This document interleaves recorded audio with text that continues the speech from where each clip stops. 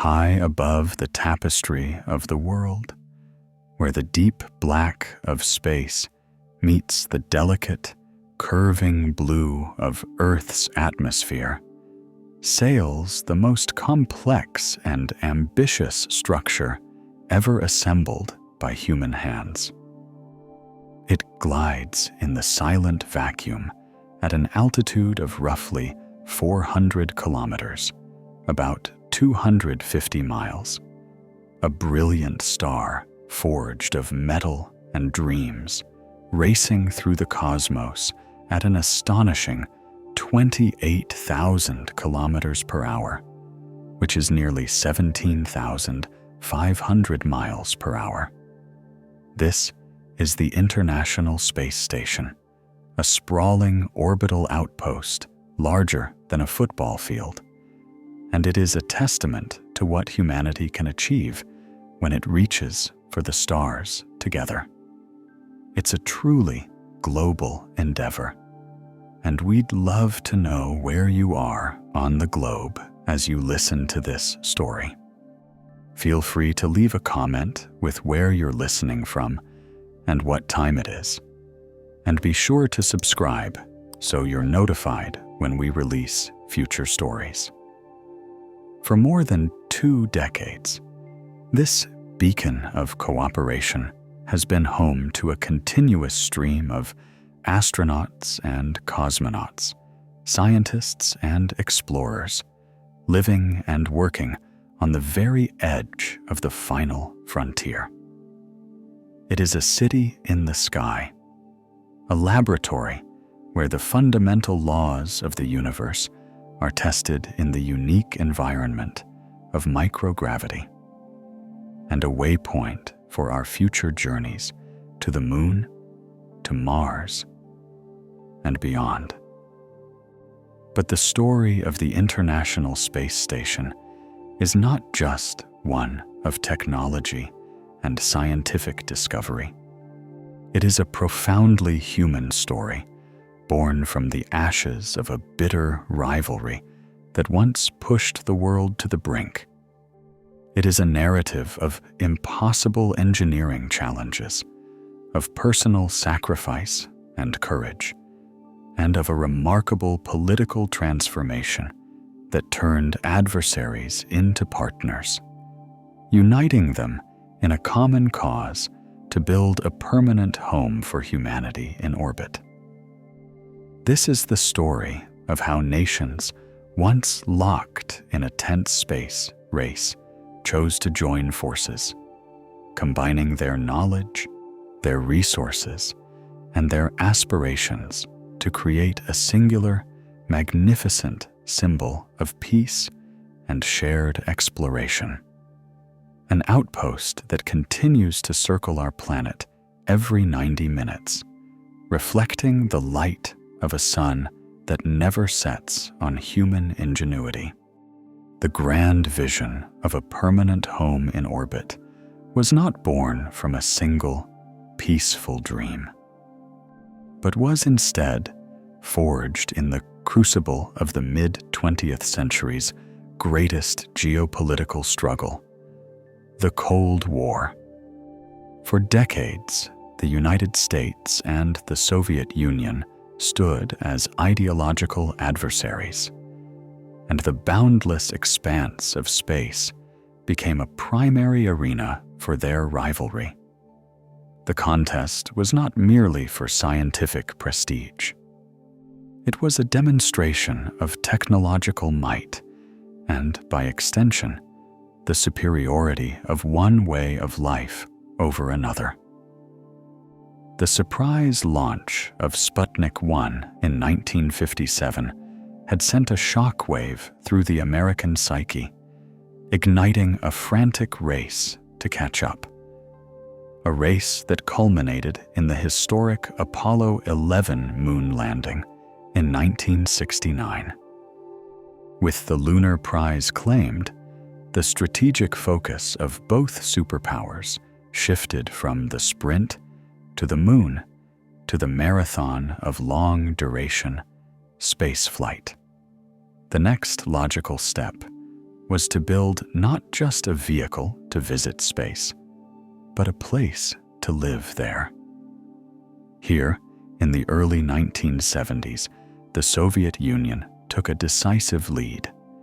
On the 19th of April, 1971, they launched Salyut-1, the world's first space station. It was a monolithic cylinder, about 20 meters long, or 66 feet, and weighing over 18,000 kilograms, nearly 40,000 pounds.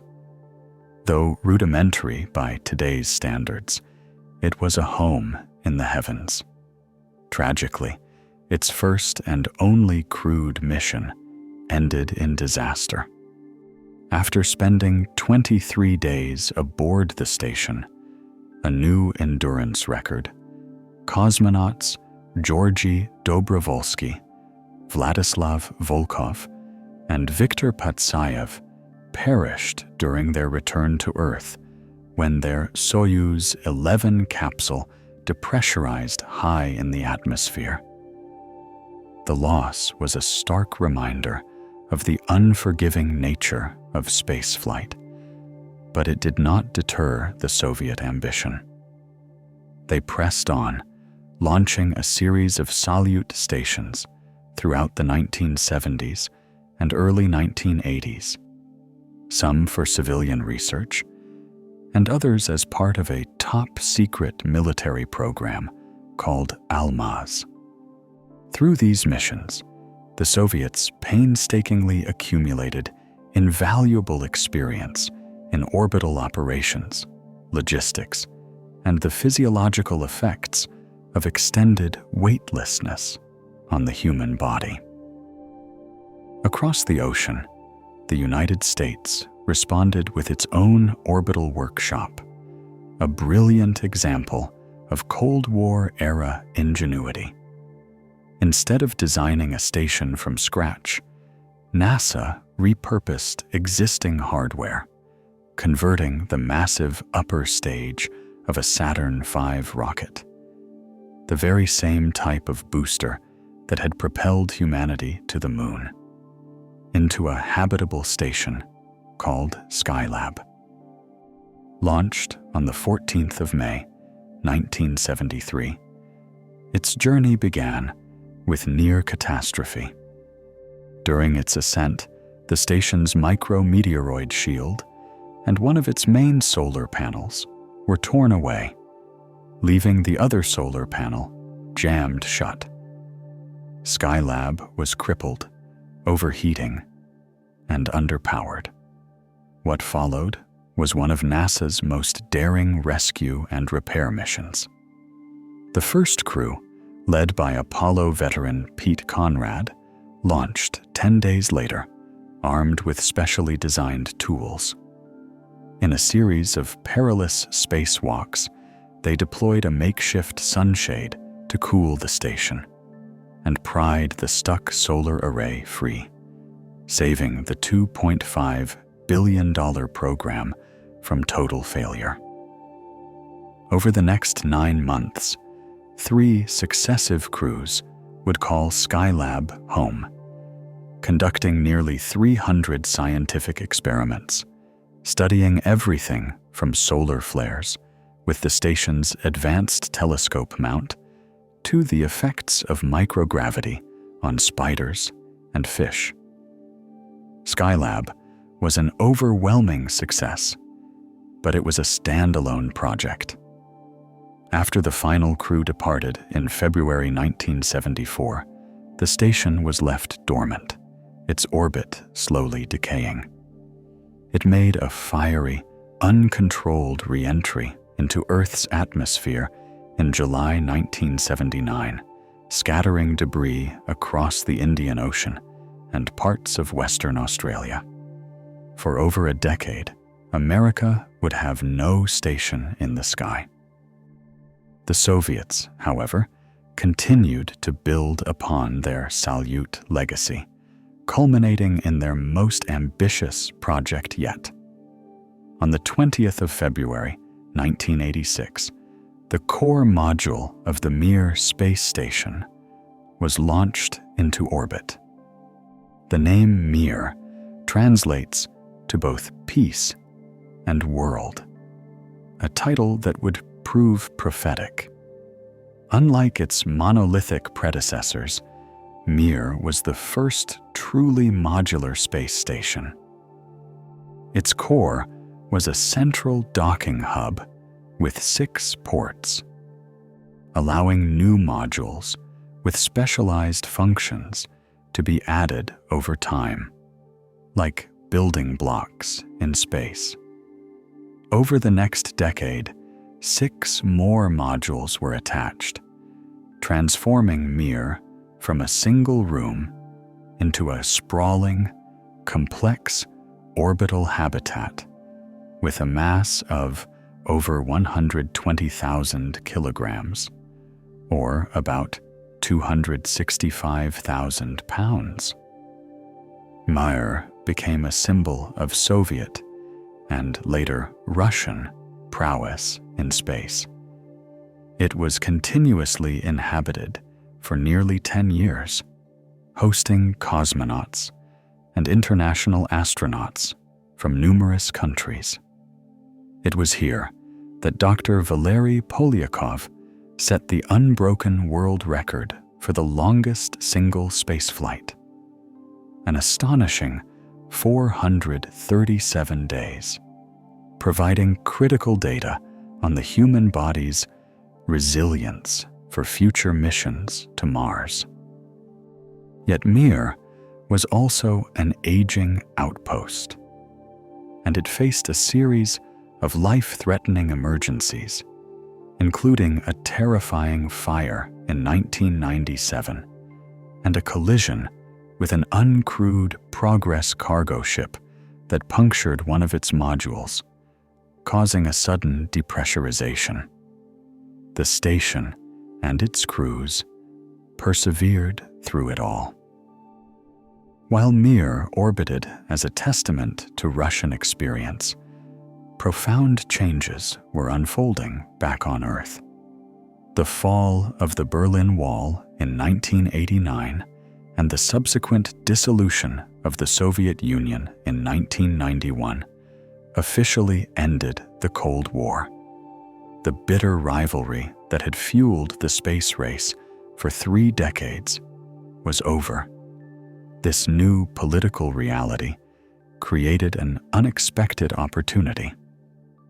In the United States, NASA's plans for a station of its own, called Space Station Freedom, were mired in political battles and budget cuts. In Russia, the newly formed space agency Roscosmos had the expertise and the magnificent Mir, but lacked the financial resources to maintain it and plan for a successor. A new logic began to emerge, one not of competition, but of pragmatic cooperation. The American government saw a partnership as a crucial foreign policy tool, a way to engage with its former adversary constructively and prevent Russia's highly skilled aerospace engineers from seeking employment in rogue states. For Russia, a partnership meant a vital infusion of funds and a way to preserve its national pride and its pioneering role in space exploration. The stage was set for the 2 old rivals to join forces, and the testing ground for this unprecedented alliance would be the Mir space station itself. This initiative was called the Shuttle Mir program. It was a bold series of missions designed to be a dress rehearsal for the construction of a new, truly international station. On the 29th of June, 1995, a historic moment unfolded 400 kilometers, or 250 miles, above the Earth. The American Space Shuttle Atlantis, on mission STS-71, gracefully rendezvoused and docked with the Russian Mir space station. When the hatches between the two spacecraft swung open, Shuttle Commander Robert Hoot Gibson and Mir Commander Vladimir Dezhurov met in the middle and shook hands, a powerful symbol of the end of the space race and the dawn of a new era. Over the next 3 years, American space shuttles would dock with Mir 9 times, allowing American astronauts like Norman Thagard and Shannon Lucid to live and work aboard the Russian station for extended periods. These missions were far more than symbolic gestures. They were a complex, operational dance where two profoundly different spacefaring cultures had to learn to work together. They had to overcome language barriers, reconcile different engineering philosophies and measurement systems, and build the personal trust and integrated procedures essential for any joint venture in the unforgiving environment of space. It was during the Shuttle Mir program that the groundwork of trust, experience, and shared knowledge was laid, paving the way for a project more ambitious than anything either nation could have ever achieved alone. The lessons learned from the pioneering Salute, the heroic rescue of Skylab, and the resilient, shared experience aboard Mir would become the bedrock upon which the International Space Station was built. The handshake in orbit between the commanders of Atlantis and Mir was more than a symbol. It was the successful proof of a radical new concept. The lessons learned from the Shuttle Mir program demonstrated that two former adversaries, with vastly different technologies, languages, and operational philosophies, could indeed work together in the most demanding environment imaginable. This success breathed new life into an American dream that was on the verge of collapse. The story of this grand coalition begins not in a moment of unity, but in the final echoes of the Cold War.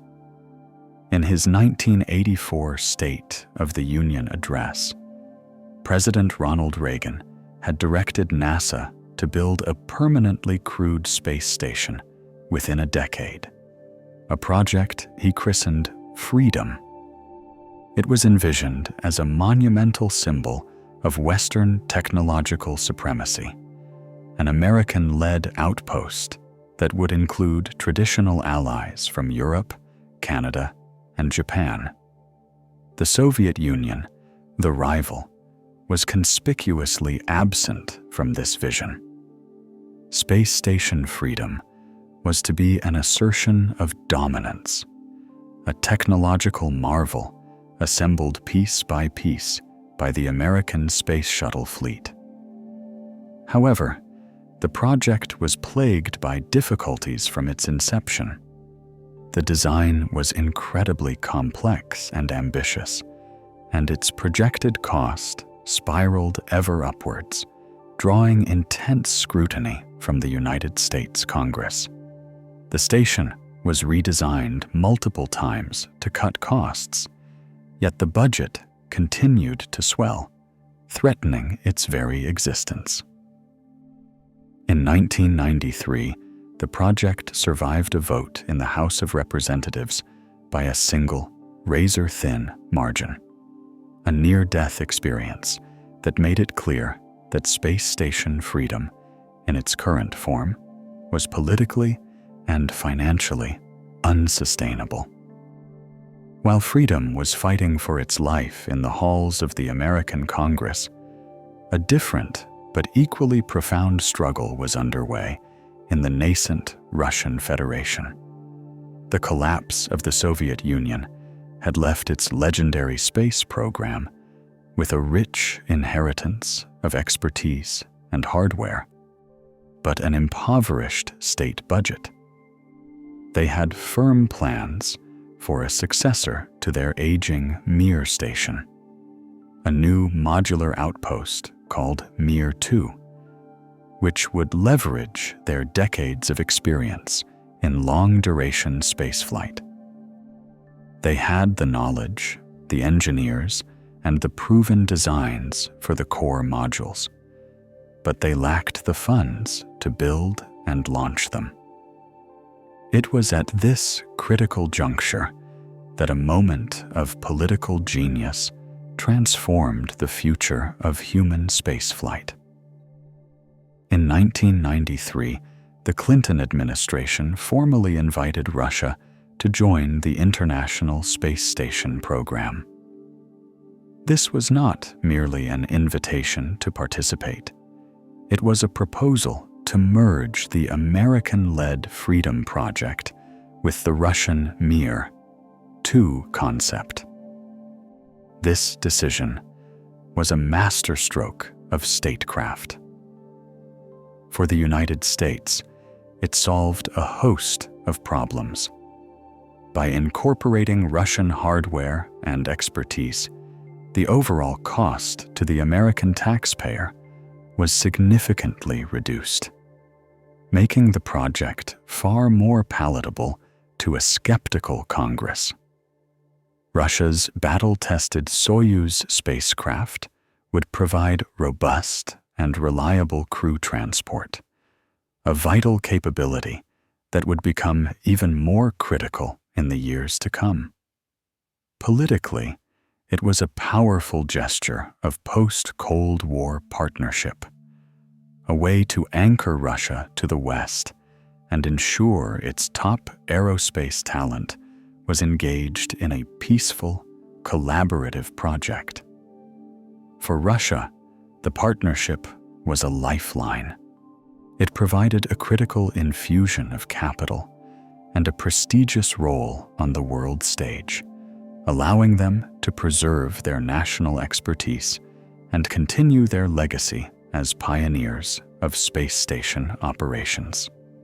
The two rival blueprints were fused into one, creating a new, more resilient, and truly international design. With this new foundation, the alliance was formalized, creating a consortium of 5 space agencies representing 15 countries, the architects of the future International Space Station. The lead partner was, of course, the United States National Aeronautics and Space Administration, or NASA. Forged in the space race, NASA was now tasked with leading this unprecedented international team.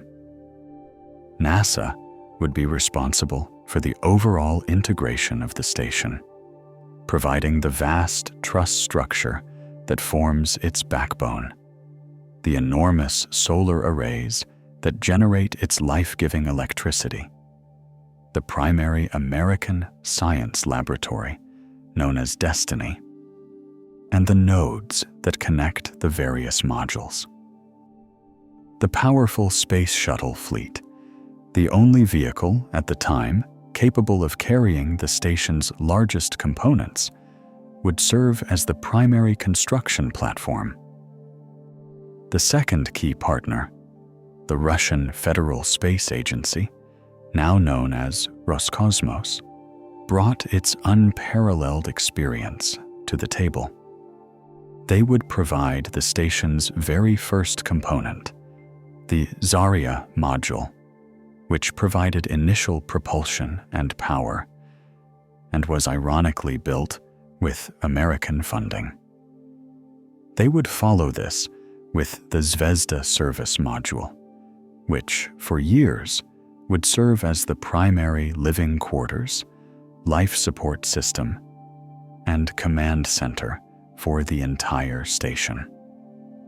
Critically, Roscosmos would also provide the Soyuz spacecraft for crew rotation and the Progress cargo ships for supplies, ensuring a continuous human presence and a steady stream of provisions, a service that would prove indispensable. Joining the two superpowers was the European Space Agency, or ESA, a unique organization representing the combined spacefaring ambitions of multiple European nations. For the ISS program, 10 member states would participate, with Germany and France playing leading roles. ESA's primary contribution was the sophisticated Columbus Laboratory, a state-of-the-art research facility designed for experiments in materials science, fluid physics, and biology. They also developed the Automated Transfer Vehicle, or ATV, a powerful, uncrewed cargo vessel capable of delivering thousands of kilograms, or tens of thousands of pounds, of supplies and boosting the station's orbit.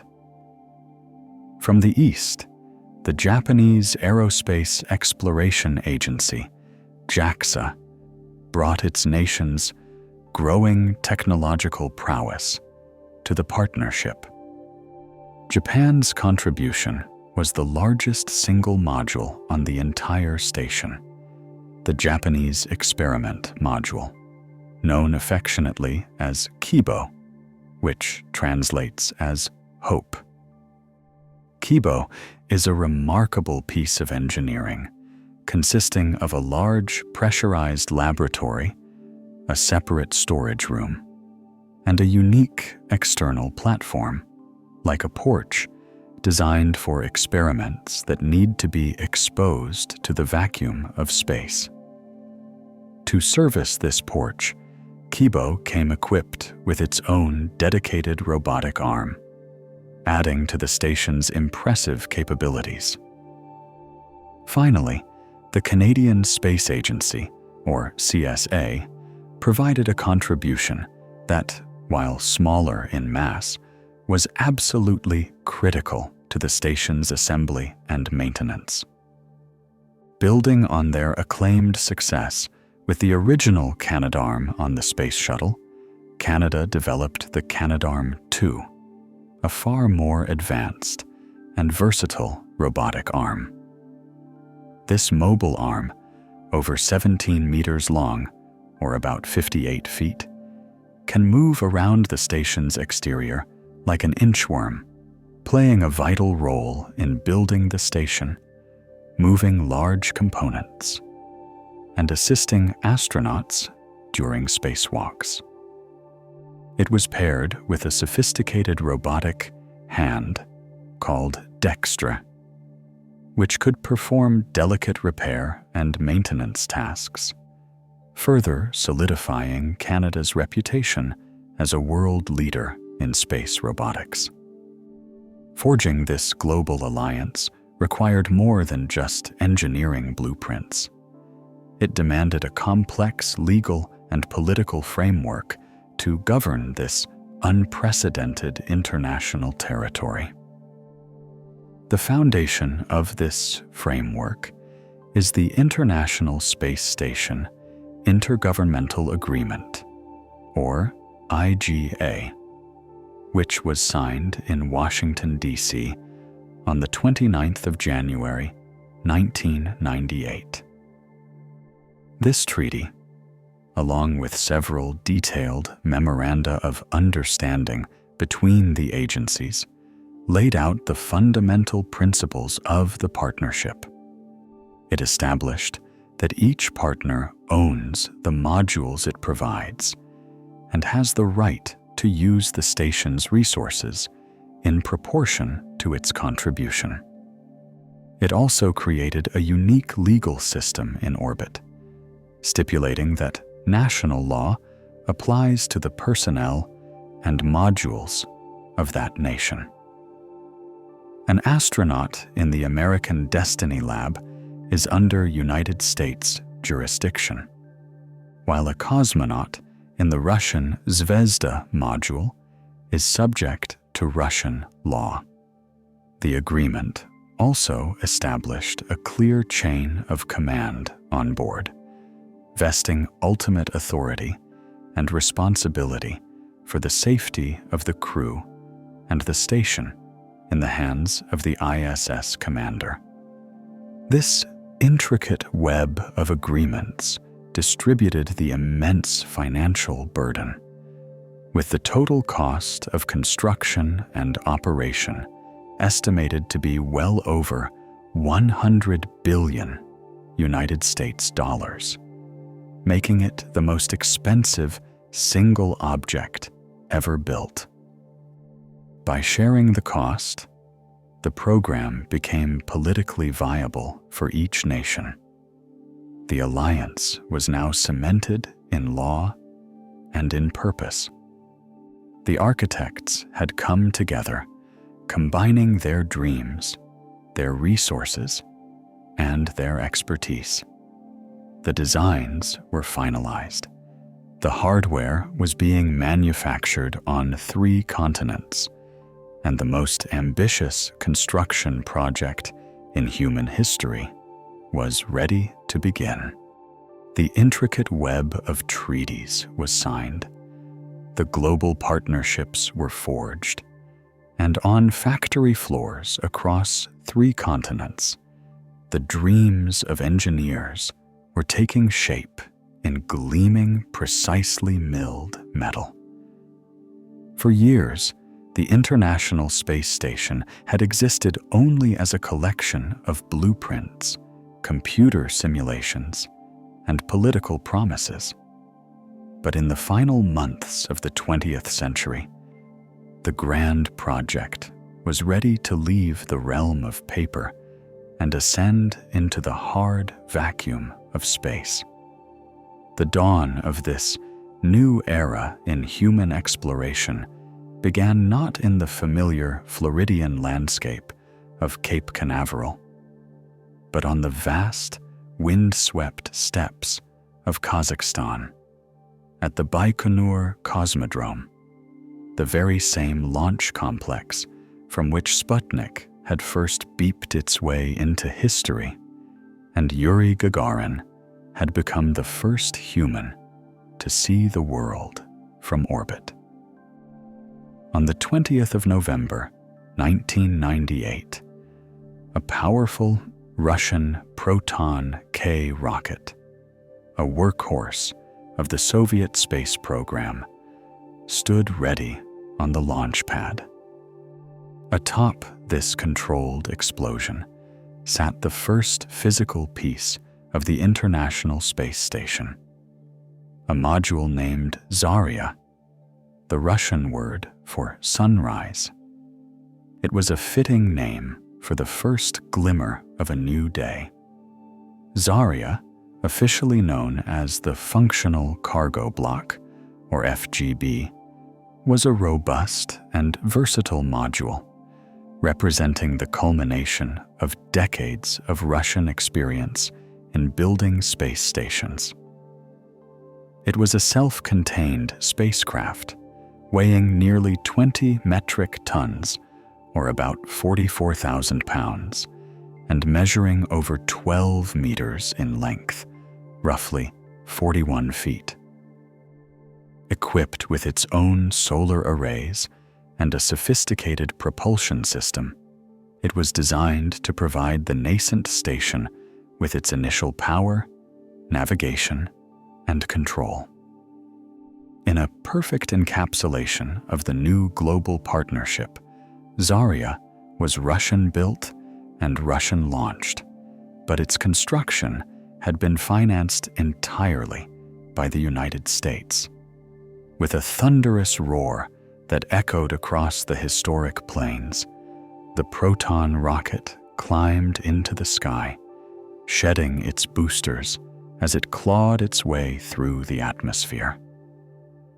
Minutes later, Zarya was successfully delivered into its target orbit, its solar panels unfurling like brilliant copper wings to catch the first rays of unfiltered sunlight.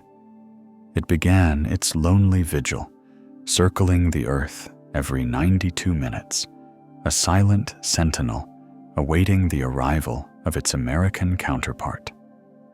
Just over 2 weeks later, on the 4th of December, 1998, the scene shifted to NASA's Kennedy Space Center in Florida. Bathed in powerful spotlights against the dark pre-dawn sky, the Space Shuttle Endeavour stood poised for mission STS-80A8. Inside its cavernous payload bay lay the second piece of the puzzle, a module named Unity. Unity, also known as Node 1, was an American-built connecting hub, a 6-sided cylinder made of aluminum. It was shorter and lighter than Zarya, but its role was just as critical. With 6 docking ports, it was designed to be the central crossroads of the station, the structural link to which future American, European, and Japanese modules would be attached.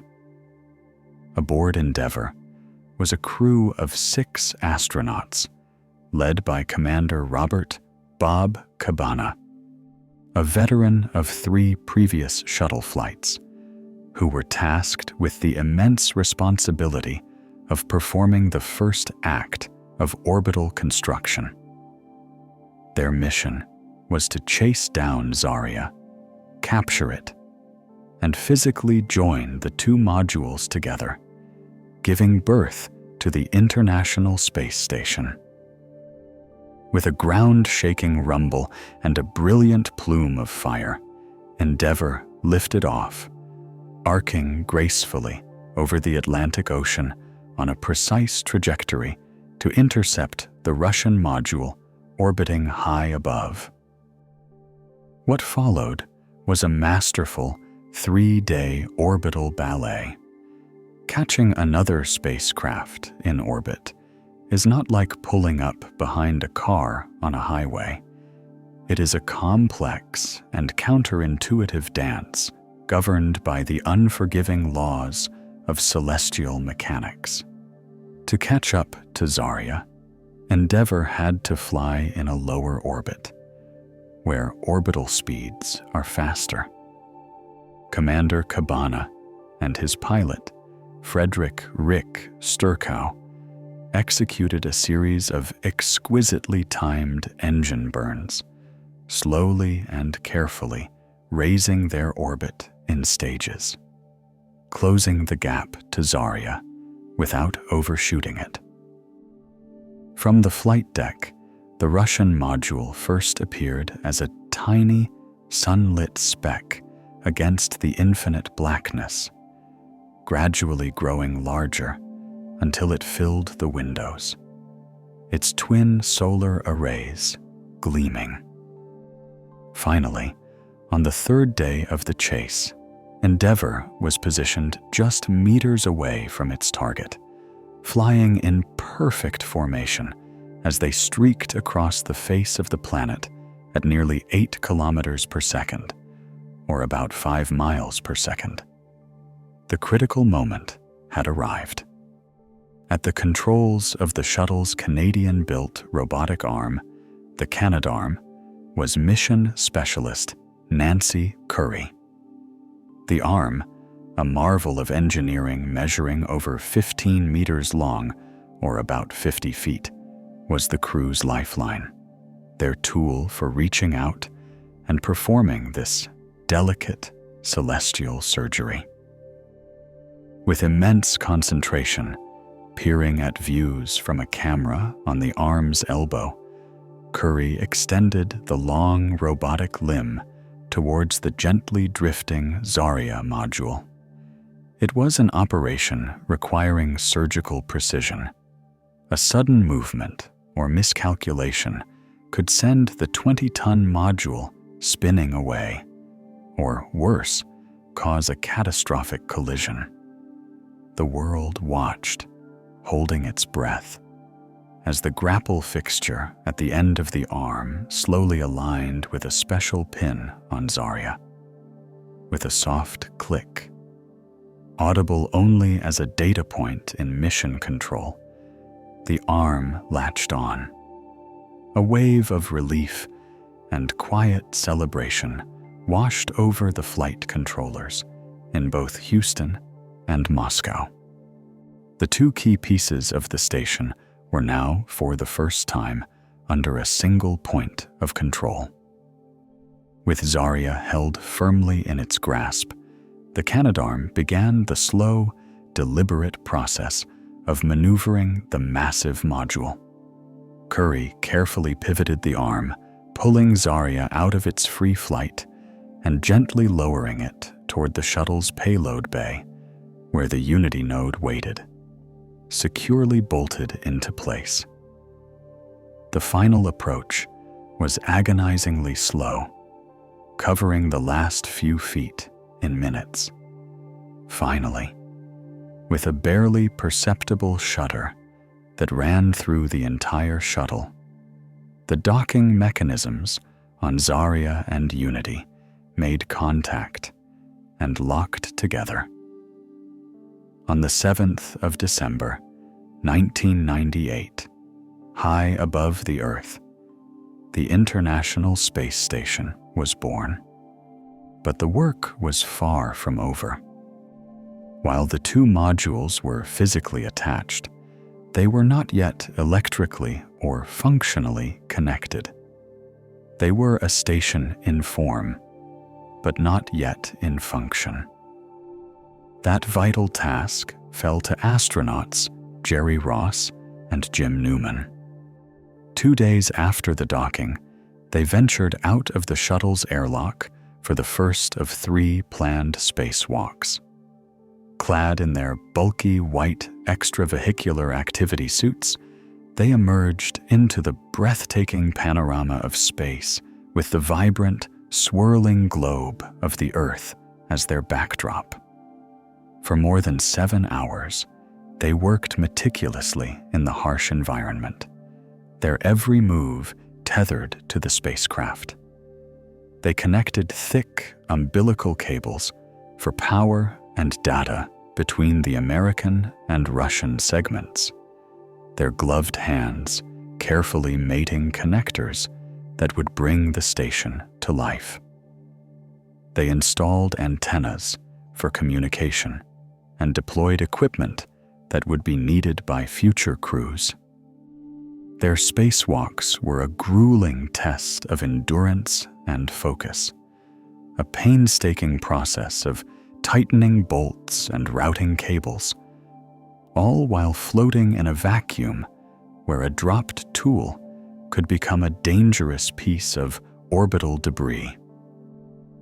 At the end of their 3rd spacewalk, having spent a total of 21 hours and 22 minutes working outside, the station was fully wired.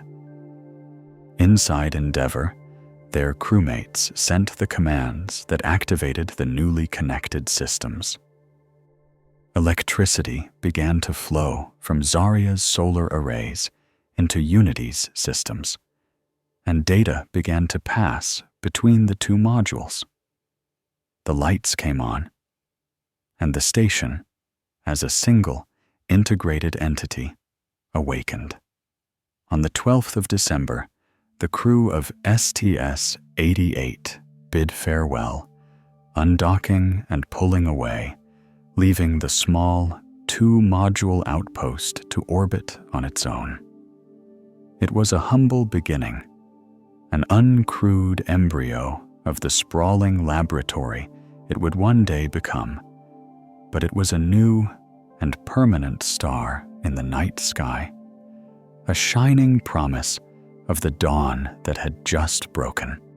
For nearly 2 years, the fledgling International Space Station had been a silent ghost ship, a growing but uninhabited assembly of metal and wire orbiting the Earth.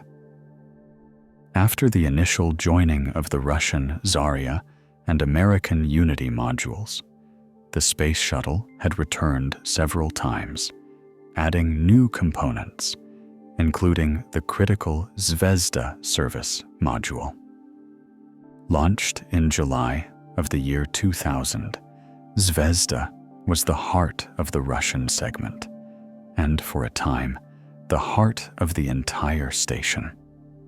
It provided the essential life support systems, the primary living quarters, the main propulsion and navigation, and the docking port that would welcome the station's first residents.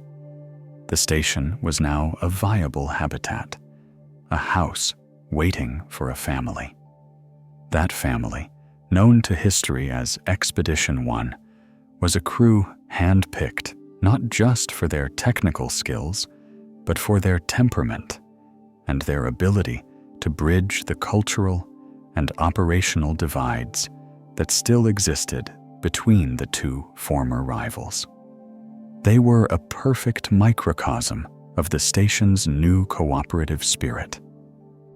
Leading the historic mission was William "Bill" Shepard, a captain in the United States Navy and a former Navy SEAL.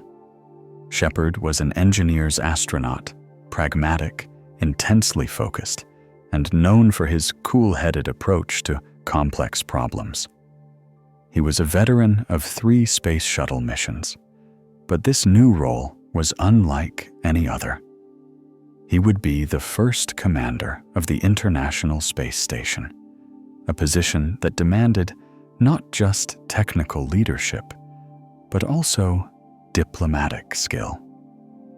In a historic first, he would not launch from his home soil in Florida, but from the Baikonur Cosmodrome, strapped inside a Russian Soyuz capsule, placing his life and his mission in the hands of the very space program America had once raced against. He was the ideal pioneer for this new frontier, a man whose military discipline was balanced by a deep understanding that this mission's success depended entirely on trust and teamwork. At the controls of the Soyuz spacecraft was the pilot and commander, Yuri Gidzenko, a colonel in the Russian Air Force. Gidzenko was the steady hand, the consummate professional. He had already logged over 180 days in space during a long-duration flight aboard the Mir space station, an experience that made him intimately familiar with the rigors of living and working in orbit. He possessed a quiet confidence and a deep knowledge of the Russian systems that would be the crew's lifeline. Rounding out the trio was the flight engineer, Sergei Krikalev, a man who was already a living legend in the annals of space exploration. Krikalev was one of the most experienced spacefarers on the planet. He had been one of the first cosmonauts to spend time on Mir in its early days.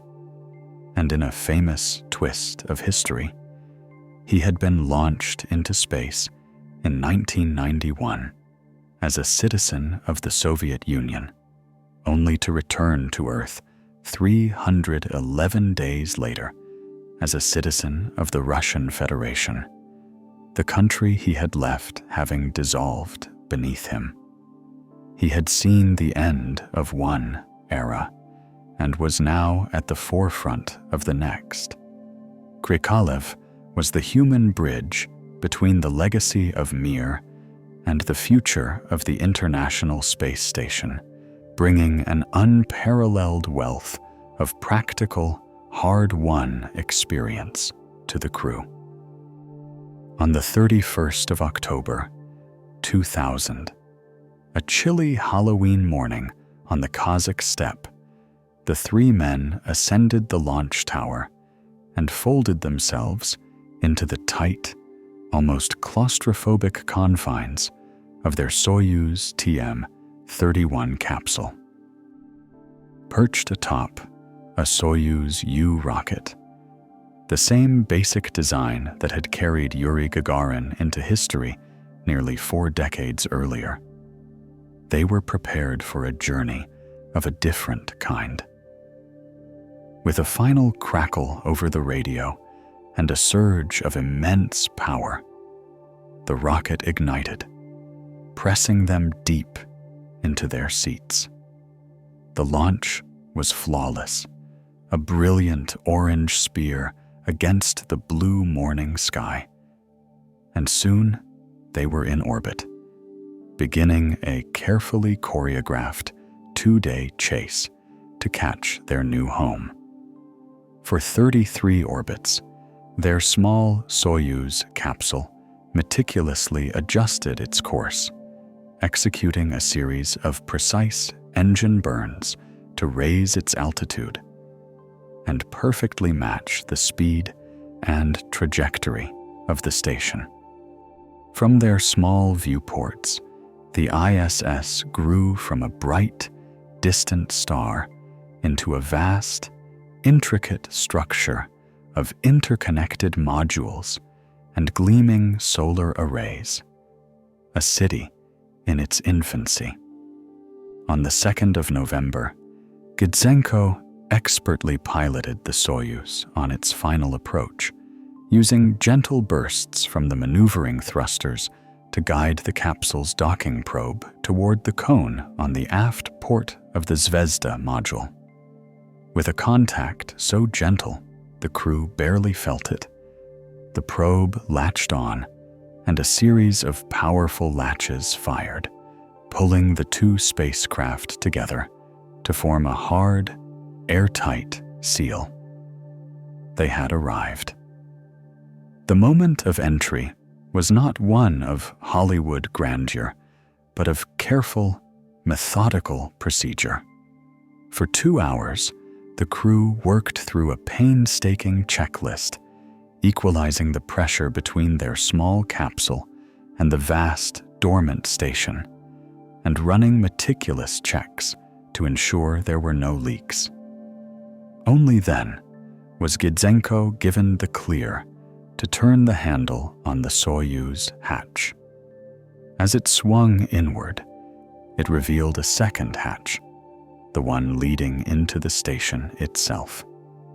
When that hatch was finally opened, the crew was met not with gleaming lights and humming computers, but with darkness and a profound silence.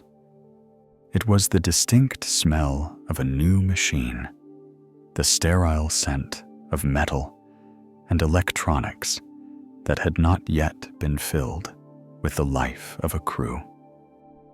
Bill Shepard later described it as being like entering a brand new house that you have to set up yourself.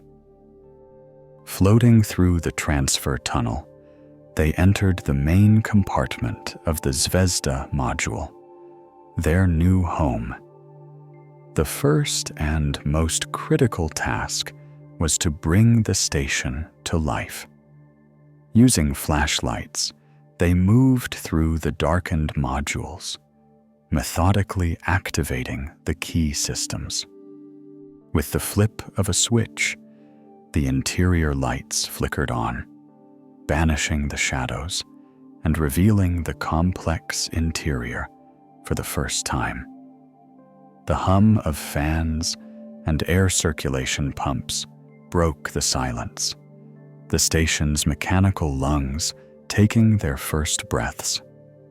One of their first domestic tasks was to activate the galley, the small food preparation station, and heat up their first meal. In a place where every action was historic, this simple act of sharing a warm meal together was a profound moment, transforming the cold, sterile hardware into a human outpost. They were no longer just visiting, they were living there. Later that day, Shepard floated to the communications station to make his first ham radio call. He spoke to the flight controllers in Russia, his voice crackling across the thousands of kilometers or thousands of miles of space.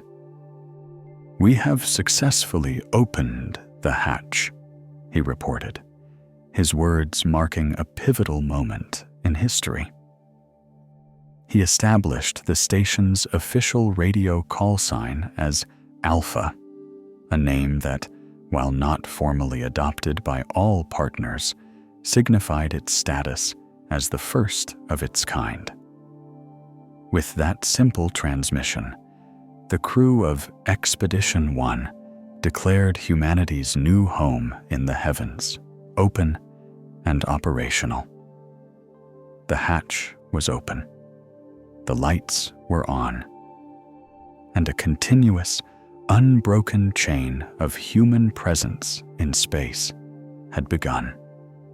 A vigil that would be kept by hundreds of explorers in the decades that followed, ensuring that from that day forward, humanity would never again be confined to its home planet. With the pioneering crew of Expedition 1 having opened the doors to humanity's new orbital home, the station was alive, but it was far from complete. The initial configuration, consisting of the Zarya, Unity, and Zvezda modules, was a functional but cramped outpost, a mere foundation for the sprawling city that was envisioned. The dawn of the new millennium marked the beginning of the station's great growth spurt, a period of intense and complex construction that would be carried out by the crews of the American space shuttles, transforming the humble outpost into a magnificent orbital laboratory. The first major step in this expansion was to give the station its own powerful American spine and wings. In late 2000, the crew of STS-97 delivered the first segment of the station's integrated truss structure, a component known as the P6 truss, along with the first massive pair of solar array wings. This was a monumental addition. The solar arrays, when fully unfurled, stretched an astonishing 73 meters, or 240 feet, from tip to tip, longer than the wingspan of a Boeing 777 airliner. These golden photovoltaic blankets were the station's power plants, capable of generating enough electricity to power more than 30 homes on Earth. And their arrival marked the moment the American segment began to generate its own life-giving energy, reducing its reliance on the Russian systems. This new power paved the way for the arrival of the station's scientific heart. On the 7th of February, 2001, the Space Shuttle Atlantis lifted off on mission STS-98, carrying within its payload bay the centerpiece of American research on the station, the Destiny Laboratory Module. Destiny was a gleaming aluminum cylinder, 8.5 meters long, or about 28 feet, and weighing over 14 metric tons, or 32,000 pounds. Installing it was a masterpiece of robotic choreography. Using the shuttle's Canadarm, the astronauts carefully plucked the bus-sized laboratory from the payload bay and maneuvered it with millimeter precision to its docking port on the forward end of the Unity node.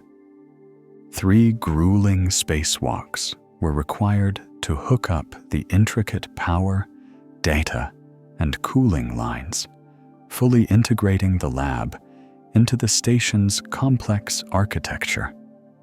With the activation of Destiny, the International Space Station was transformed. It was no longer just a habitat. It was now a world-class, multi-purpose research facility, equipped with racks that could house experiments in medicine, materials science, and fundamental physics. To support this new scientific focus, the station needed to become more self-sufficient in its operations. Two crucial components arrived in quick succession. In April 2001, the crew of STS-100 delivered the station's indispensable construction tool, the Space Station Remote Manipulator System, better known as Canadarm2. This was not merely an upgraded version of the shuttle's arm. It was a generational leap forward. At over 17 meters long, or nearly 58 feet, it was larger, more powerful, and vastly more intelligent. Crucially, it was mobile. With latching ends on both sides, it could inchworm its way across the station's growing truss structure, moving from one power grapple fixture to another, giving it the reach to build the station piece by piece. It would become the robotic crane, the steady hand that would move entire modules and assist spacewalking astronauts for the next 2 decades. Then, in July of that same year, the Quest Joint Airlock arrived. Before Quest, American-led spacewalks could only be conducted when a shuttle was docked, using the shuttle's own airlock. Quest gave the station its own dedicated gateway to the vacuum of space, a chamber large enough to accommodate 2 fully suited astronauts and their equipment. Its ingenious design allowed it to support both American and Russian spacesuits, providing a new level of flexibility and independence for the station's crews. With these key pieces in place, the pace of assembly quickened.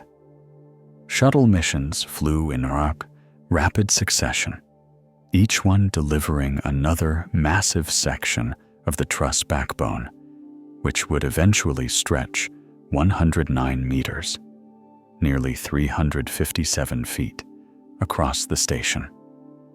The construction was a breathtaking spectacle, a relentless series of spacewalks and robotic maneuvers, all taking place 250 miles, or 400 kilometers, above the Earth. A sense of routine, of mastery over this incredibly hostile environment began to set in. But the universe delivered a brutal reminder of the unforgiving realities of spaceflight. On the 1st of February, 2003, the Space Shuttle Columbia, on a separate science mission designated STS-107, tragically disintegrated during its re-entry into the Earth's atmosphere.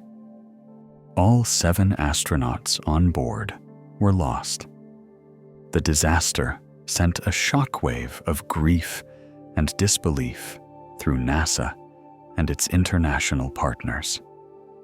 In its wake, the entire space shuttle fleet was grounded indefinitely, pending the results of a massive investigation. For the International Space Station, the Columbia tragedy was a catastrophic blow. The magnificent city in the sky was suddenly an isolated outpost, its intricate assembly line severed. The plan to complete the station by 2006 was now impossible. The station was frozen in its half-finished state, a skeleton of its intended self. The immediate challenge was survival. With the shuttles grounded, the only way to get crews and essential supplies to the station was via the Russian Soyuz and Progress spacecraft. The partnership, once a political and financial convenience, now became an absolute lifeline. Roscosmos single-handedly kept the station alive. However, the Soyuz could only carry 3 people, and the Progress cargo ships had a much smaller capacity than the shuttle's vast payload bay. As a result, a painful decision was made. The resident crew size was reduced from 3 to a 2-person caretaker crew. For more than 2.5 years, a series of 2-person crews, 1 American and 1 Russian, inhabited the station. Their primary mission was not expansion or cutting-edge science, but maintenance.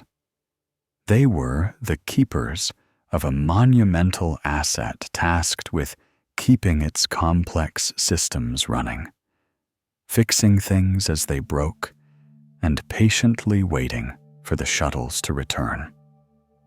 It was a period of immense challenge and quiet resilience, a testament to the robustness of the station's design and the unwavering commitment of the international partnership. Back on Earth, NASA undertook an exhaustive investigation and a soul-searching re-evaluation of its safety culture.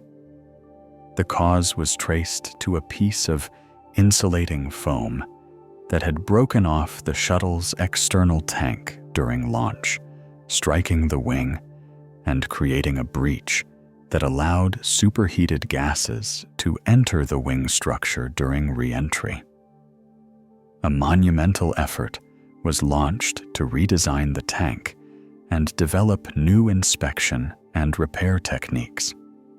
Finally, on the 26th of July, 2005, after a hiatus of 907 days, the Space Shuttle Discovery thundered into orbit on the first return-to-flight mission. The launch was a moment of profound relief and renewed purpose.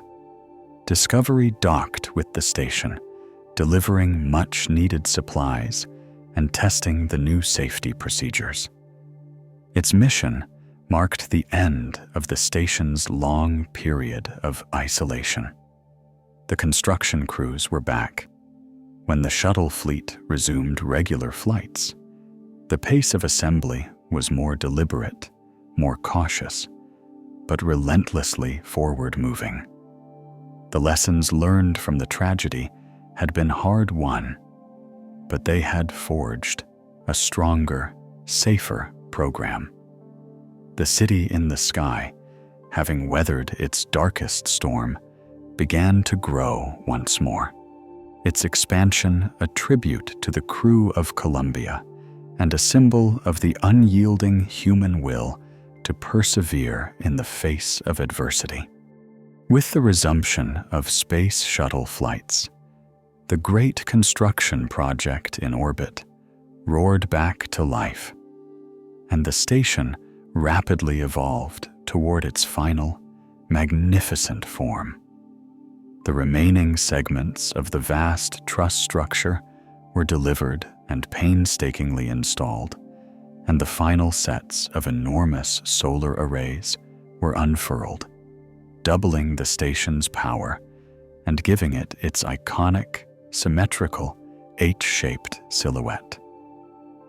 In 2007, the European Space Agency's Columbus laboratory was attached, followed in 2008 by the massive multi-part Japanese Kibo module, which included its own robotic arm and unique porch for external experiments. With the addition of these world-class research facilities, the International Space Station was finally ready to fully embrace its primary purpose. It was no longer just a marvel of construction and a symbol of cooperation. but a state-of-the-art laboratory unlike any other in human history. A place where the fundamental force of gravity could be all but eliminated, opening up entirely new realms of scientific inquiry. The single most important feature of the station is its constant state of freefall.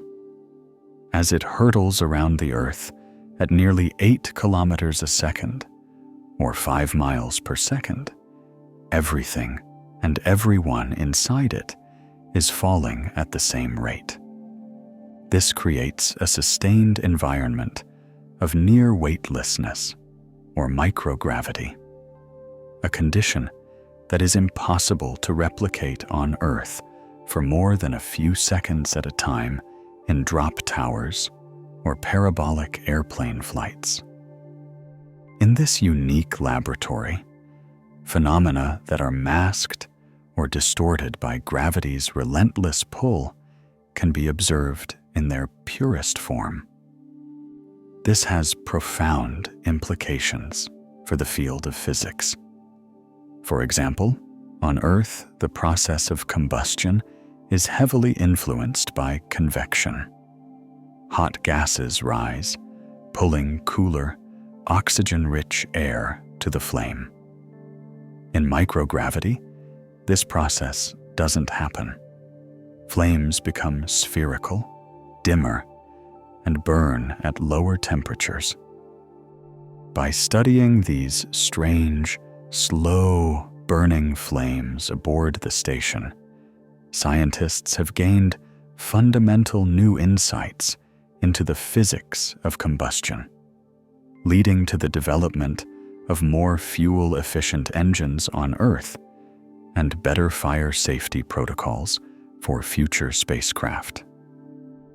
Similarly, microgravity allows for the creation of materials that are impossible to forge on the ground. When making metal alloys on Earth, heavier elements tend to settle due to gravity, leading to imperfections. In orbit, elements can be mixed far more uniformly, leading to the creation of perfectly blended alloys with unique and desirable properties, which can then be studied to improve industrial processes back on the surface. Perhaps the most critical research conducted on the station revolves around the study of a single, ever-present subject: the astronauts themselves. A long-duration stay in space is a grueling ordeal for the human body, which has evolved over millions of years to function under the constant stress of Earth's gravity. Removing that stress has a host of detrimental effects. Without the daily load of walking and standing, bones begin to lose their density at a rate of about 1% per month, a condition very similar to osteoporosis. Muscles, particularly in the legs and back, begin to atrophy from disuse. The cardiovascular system, no longer needing to work hard to pump blood uphill against gravity, can become deconditioned. Fluids in the body shift upwards, leading to a puffy face, skinny legs, and an increased pressure inside the skull that can affect an astronaut's vision. For decades, these challenges were seen as major obstacles to any future human exploration of the solar system, particularly a long-duration mission to Mars. The International Space Station became the essential laboratory for understanding these effects and, crucially, for developing and testing countermeasures. Every day, astronauts on the station dedicate approximately 2 hours to a rigorous exercise regimen. They use specially designed equipment, like a treadmill with a harness system to hold them down, a stationary bicycle, and a unique device called the Advanced Resistive Exercise Device, or ARD, which uses vacuum cylinders to create resistance, allowing them to perform weightlifting exercises like squats and deadlifts. By meticulously studying the effects of this exercise, along with dietary supplements and other protocols, scientists have been able to dramatically mitigate the effects of bone and muscle loss, ensuring that astronauts can return to Earth in far better condition than their predecessors, and paving the way for future long-haul space voyages. Beyond its role as a physics and biology lab, the station is also a unique platform for looking both down at our world and out into the cosmos. Positioned 400 kilometers, or 250 miles, above the planet, its inhabitants are treated to a breathtaking perspective of Earth, seeing it not as a collection of countries on a map, but as a single, interconnected, and fragile living system. Instruments mounted both inside and outside the station continuously monitor Earth's oceans, atmosphere, and land masses. Astronauts participate in Earth observation studies, photographing the effects of natural disasters like hurricanes and volcanic eruptions, documenting deforestation, and tracking the advance and retreat of glaciers. This data is invaluable to climate scientists, geologists, and disaster relief agencies. The station's high-quality optical windows, particularly the 7-windowed cupola module, provide a crystal-clear view, making the astronaut-taken photograph an important and accessible tool for public outreach and education. Looking in the other direction, the station serves as a stable platform for astronomical instruments. Operating above the blurring and filtering effects of Earth's atmosphere, experiments like the Alpha Magnetic Spectrometer, or AMS-2, can search for evidence of elusive dark matter and antimatter, probing the very origins of the universe in ways that would be impossible from the ground. The station has also become a testbed for new technologies. It serves as a platform for testing advanced life support systems, new solar panel designs, and sophisticated robotics. It has been used to deploy dozens of small satellites, known as CubeSats, for universities and research institutions around the world, acting as a kind of orbital launching pad. The knowledge gained from these experiments is not just abstract. The research has led to tangible benefits on Earth, from improved methods for delivering cancer-fighting drugs directly to tumors, inspired by studies of fluid dynamics in microgravity, to the development of advanced water purification systems used in remote areas, based on the station's closed-loop life support technology.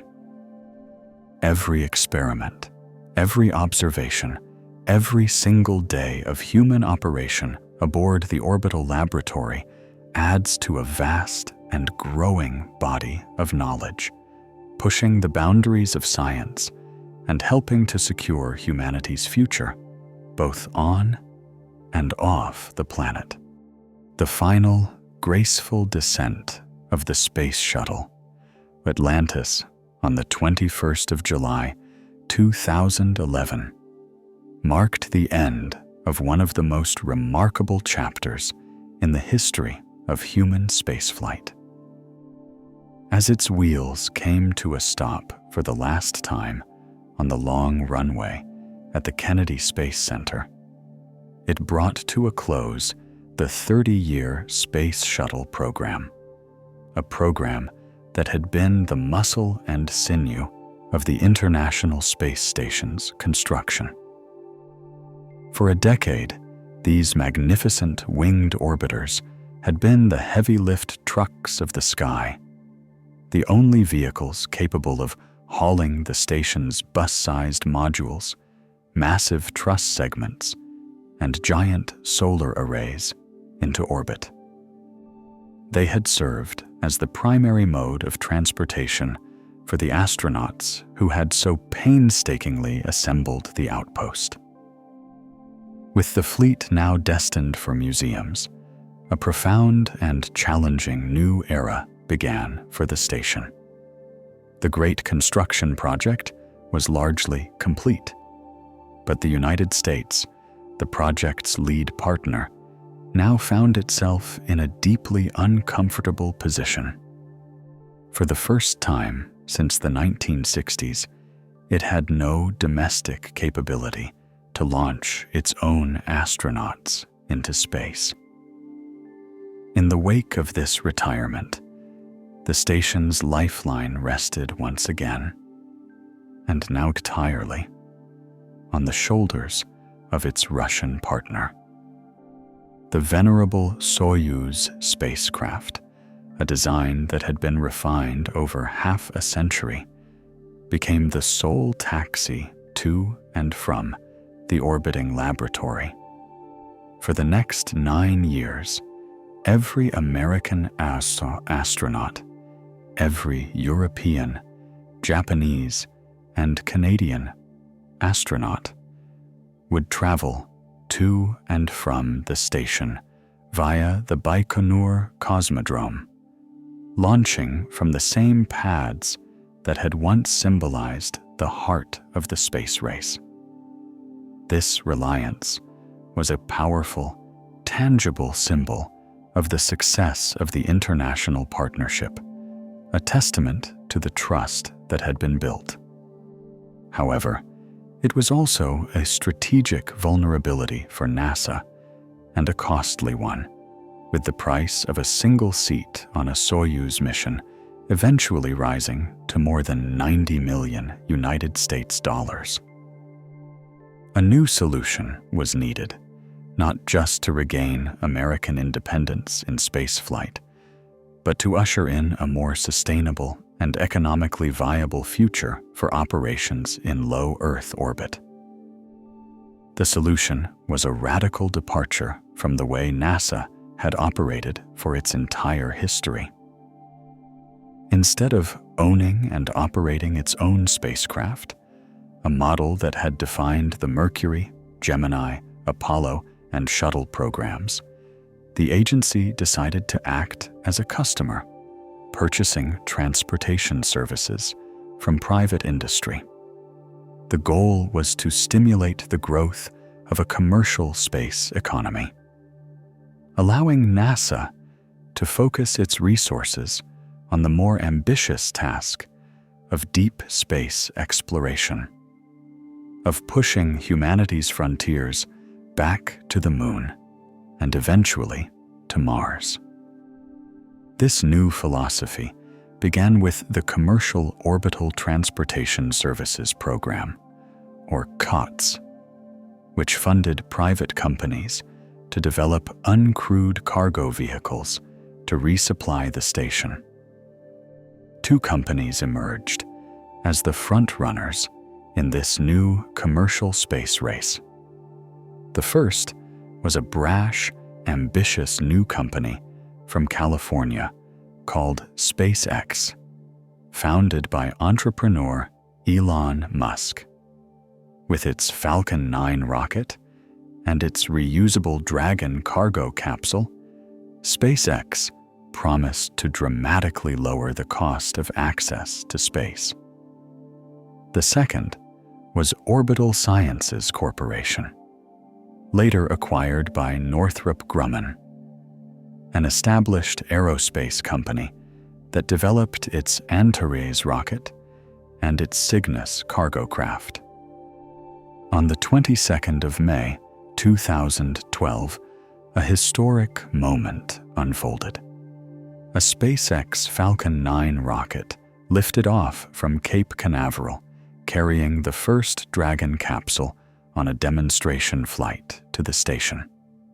3 days later, in a maneuver that was watched with breathless anticipation, the station's crew used the Canadarm2 to reach out and grapple the free-flying Dragon, carefully berthing it to the Harmony node.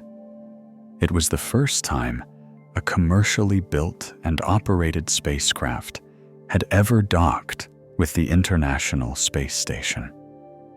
A new chapter had officially begun. Later that year, Orbital Sciences followed with the successful launch of its own Cygnus vehicle, and a new, regular cadence of cargo deliveries was established. The station was now being supplied by a diverse fleet of vehicles: the Russian Progress, the European ATV, the Japanese HTV, and now the American commercial Dragon and Cygnus. But cargo was only half the equation. The far greater challenge, and the ultimate goal, was to fly people. This next phase was called the Commercial Crew Program.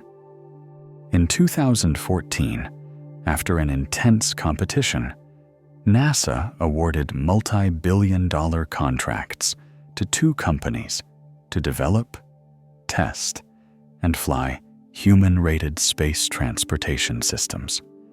SpaceX, with a crewed version of its Dragon capsule called Crew Dragon, and the aerospace giant Boeing, with a new capsule called the CST-100 Starliner. The technical and safety requirements were immensely demanding. These were not just machines. They were lifeboats. They had to be an order of magnitude safer than the space shuttle and equipped with launch abort systems that could rocket the crew to safety in the event of a catastrophic rocket failure. The development was arduous, and both companies faced significant challenges and delays. But finally, after years of testing and refinement, the moment arrived. On the 30th of May, 2020, nearly 9 years after the final shuttle landing, 2 veteran NASA astronauts, Robert Bainkin and Douglas Hurley, rode a Falcon 9 rocket into orbit inside a Crew Dragon capsule named Endeavour. The launch from the historic Pad 39A at the Kennedy Space Center, the same pad from which the Apollo astronauts had left for the moon, was a moment of national catharsis and triumph. It marked the successful return of human spaceflight to American soil.